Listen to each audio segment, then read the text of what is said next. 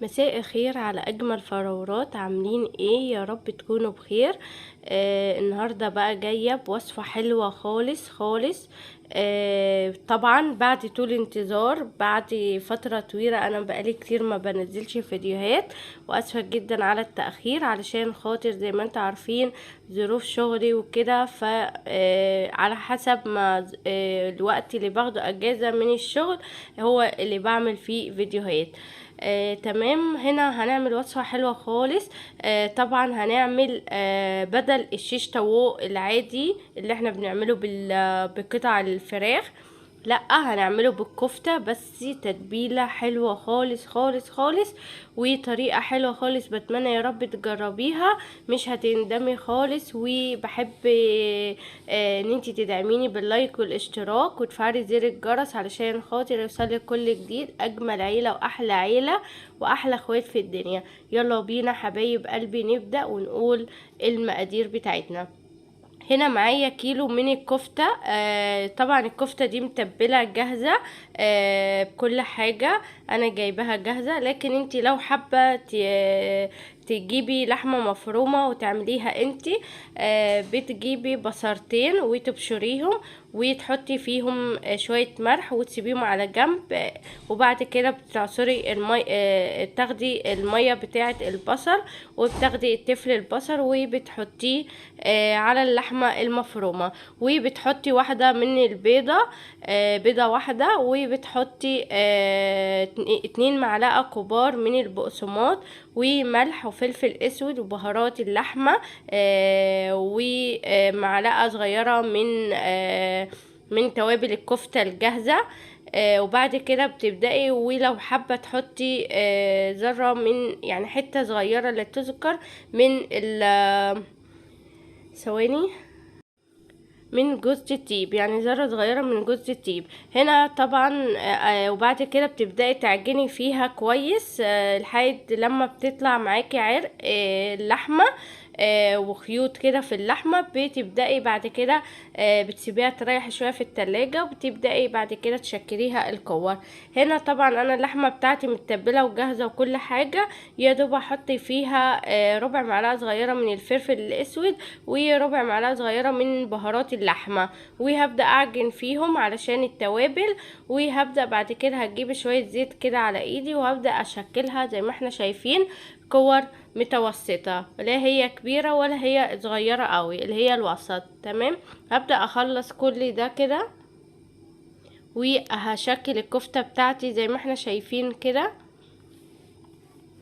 ولو وصلت لحد هنا حبايب قلبي ما تنسوش اللايك، علشان اللايك بجد بيرفع الفيديو وبجد بيشجعني بعد كده ان انا انزل فيديوهات. واسفة جدا على صوتي، طبعا صوتي واضح ان انا واخدة شوية برد، فاسفة جدا على الصوت.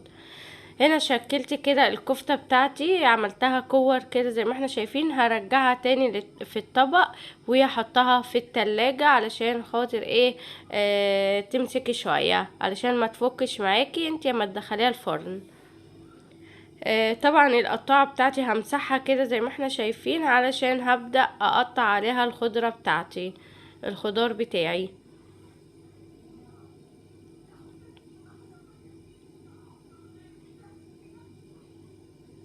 هنا انا جايبه الخضار بتاعي، معايا بصلايه حمراء، معايا قرنين فلفل رومي اخضر، معايا قرن فلفل احمر رومي اصفر، معايا طماطمايه، وهيبقى معايا بطاطسايه هقطعها في الاخر برضو مكعبات، زي ما هقطع كده الخضار بتاعي كله مكعبات.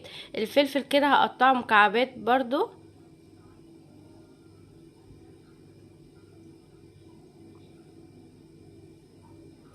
والفيديو دوت ان شاء الله هنزل لكم بعد فيديو روتين الاوضه. يعني انا عملت، هتشوفوا روتين اوضه عملتها وغسيل وحاجات زي كده. بتمنى يا رب تشوفوا الفيديو. هنزل، انا خدت يعني اجازة يومين من الشغل علشان خاطر اشوف يعني الشقة وكده، وبعد كده بنزل شغل تاني. هعمل روتين الاوضة، هغسل غسيل، وبعد تاني يوم طبعا عملت الاكل للاولاد قبل ما انزل الشغل. فالفيديو الاول الروتين هو اللي هينزل، وبعد كده الفيديو بتاع الوصفة بتاعة الشيش طاووق ديت هي اللي هتنزل تاني، يعني تاني فيديو. تمام، يا رب اكون عرفت اوصل المعلومة. بس فبجد يعني اليومين دول خدتهم رغم ان انا تعبانه وكده، بس خدتهم الحمد لله طحن يعني في الشقه وفي الاكل للاولاد علشان خاطر اسيب لهم اكل في البيت. طبعا الله يعين اي ست بجد بتشتغل وبتخلي بالها من بيتها واولادها، بجد مسؤولية صعبة قوي. وتعب فعلا على الواحدة قوي، بس هنعمل ايه؟ ظروف الحياة والمعيشة زي ما احنا شايفين. ربنا يقوي كل ست تعبانة وبتشقى فعلا.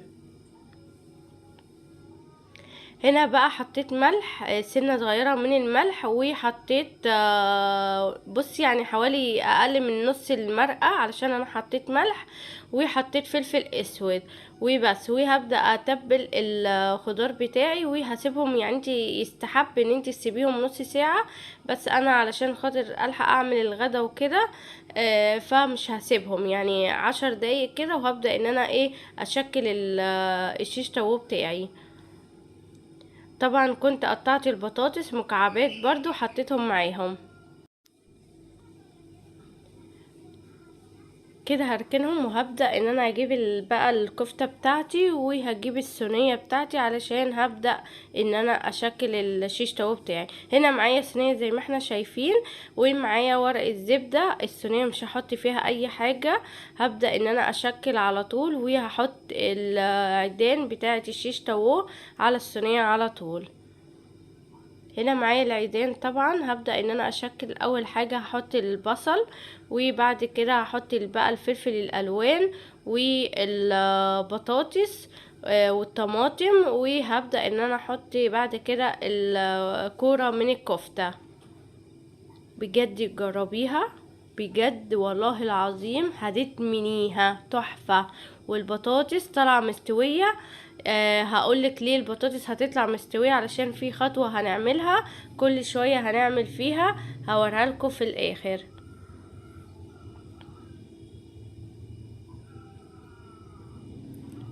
طبعا كده بدخل البطاطس، طبعا عشان البطاطس ايه ولا مسلوقه ولا اي حاجه، البطاطس نيه. وهبدأ احط كورة من الكفتة، وهبدأ بقى اشكل كده الصباع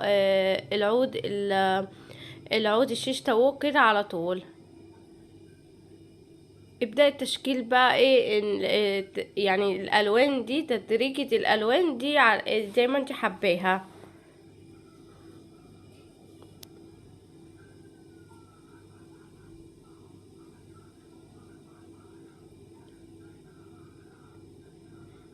برضو برضو كورة من الكفتة. وهبدأ اخر حاجة هقفل بالخضار بتاعي.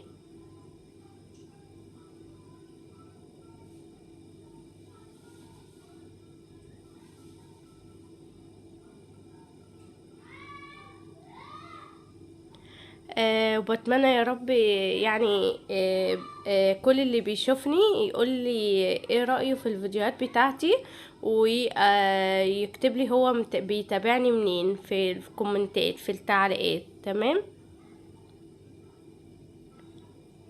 هبدأ كده اقفل اخر حاجة بالبطاطساية. بطاطساية بقى، قرن فلفل، شريحة فلفل، اي حاجة كده، بيبقى شكل الشيش طاووق الكفتة بجد. بصوا بقى كده حبايب قلبي، الشيش طاووق اهو، بصوا شكله وجماله. شيش طاووق الكفتة، كفتة براك، يعني تحفة خالص. يعني بصوا يعني هي بنية كده تتاكل اكل. بصوا تحفة. ادخلها بقى الفرن. بقى بس شوية بصل حطيتهم تحت في قعر الطاسة فيستووا بيها، ولا حط لها مية ولا حط لها اي حاجة من الكلام ده خالص. بس معايا ورقة زبدة كده، هبدأ بس كده اغطيها، بس هندي بس هبلها.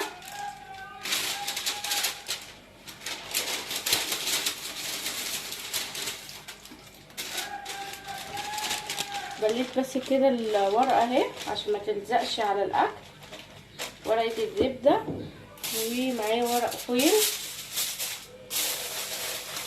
كده واغطي عليها.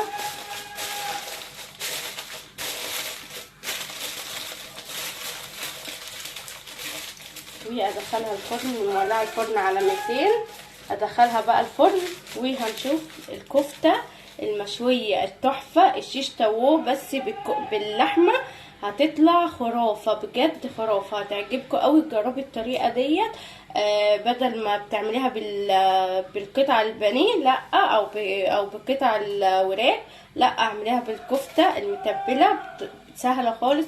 حتى لو جبتي الكفته متبله زي كده جاهزه، فانت يا دوبك بس بتقطعي الخضار وبتبداي تشكليه، تحفه خالص على فكره.